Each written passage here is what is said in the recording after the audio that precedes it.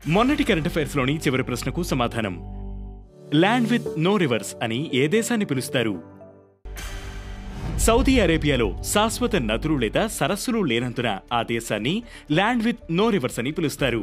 దేశంలో చాలా తక్కువ వర్షపాతం, పొడి వాతావరణం, ఎడారులు ఎక్కువగా ఉండటం వల్ల నదులు ఏర్పడలేదు. ఇక మొదటిది, క్రూజ్ భారత్ మిషన్లో చేరిన తొలి రాష్ట్రంగా గుజరాత్.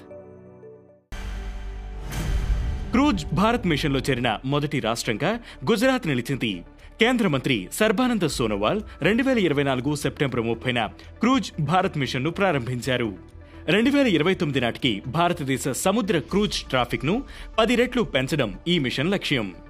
భారతదేశంలోనే అతి పొడవైన తీర ప్రాంతమున్న గుజరాత్లో ఇప్పటివరకు ప్రత్యేకమైన క్రూజ్ టెర్మినల్స్ లేవు. ఇప్పుడు ఈ మిషన్లో చేరడంతో గుజరాత్ క్రూజ్ మౌలిక సదుపాయాలను నిర్మించడానికి కృషి చేస్తుంది. ఇక రెండవది, ఆర్థిక శాఖ IRDA పర్యవేక్షణలోకి NHCX.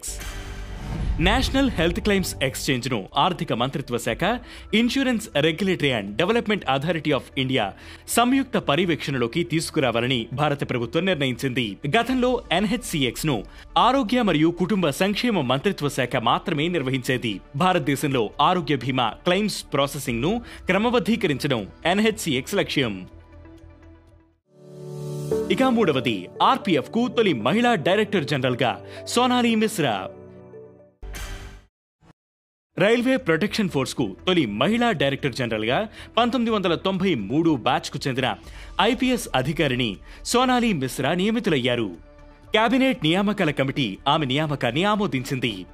మనోజ్ యాదవ పదవి విరమణ తర్వాత 2025 ఆగస్టు 1న ఆమె బాధ్యతలు స్వీకరిస్తారు.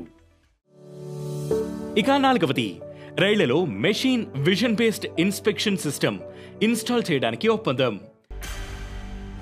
Dedicated freight corridor corporation of India limited తో machine vision based inspection system ను ఇన్స్టాల్ చేయడానికి ఇండియన్ రైల్వే ఒక అవగాహన ఒప్పందంపై సంతకం చేసింది.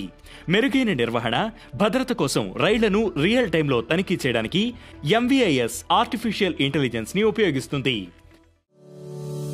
ఇక ఐదవది, వింబుల్డన్ విజేత Jannik Sinner. Double defending champion Carlos Alcaraz ను 4-6, 6-4, 6-4, 6-4 తో ఓడించిన జెన్నిక్ సిన్నర్ తొలిసారి వింబుల్డన్ గ్రాండ్ స్లామ్ టైటిల్ ను గెలుచుకున్నాడు.